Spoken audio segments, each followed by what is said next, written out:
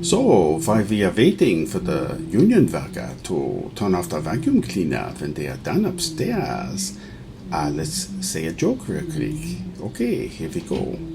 Do you know where Vikings who live in Texas, do you know what happens to them when they die? Yes or no?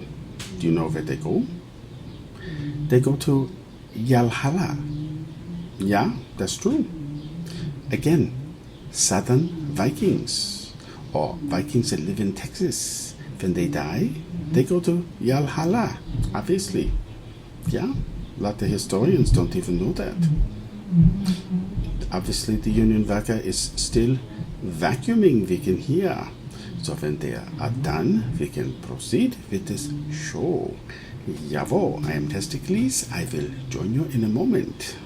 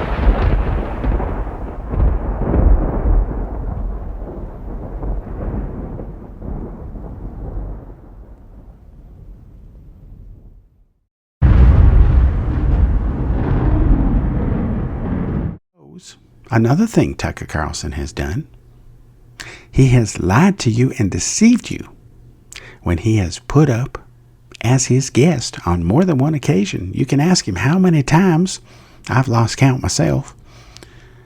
He's had a certain guest named Nick Pope, and he claims that he's the real Fox Mulder.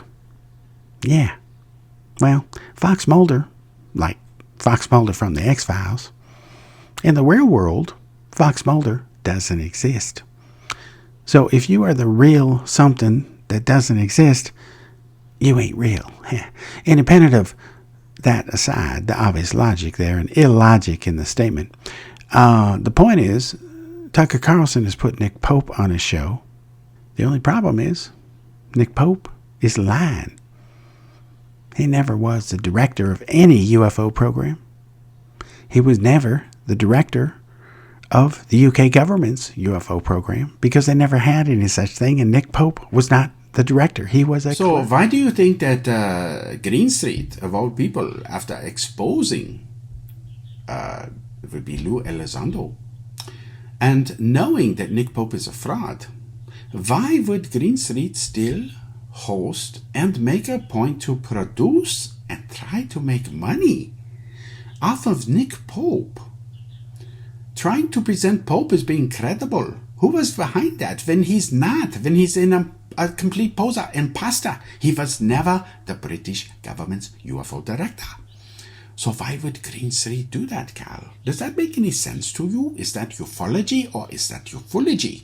Please tell us why Greenstreet refuses to come out in the public and expose Nick Pope, and do to Nick Pope what he's done to Lou Elizondo. You have to ask Greenstreet why he's ducking and avoiding this issue.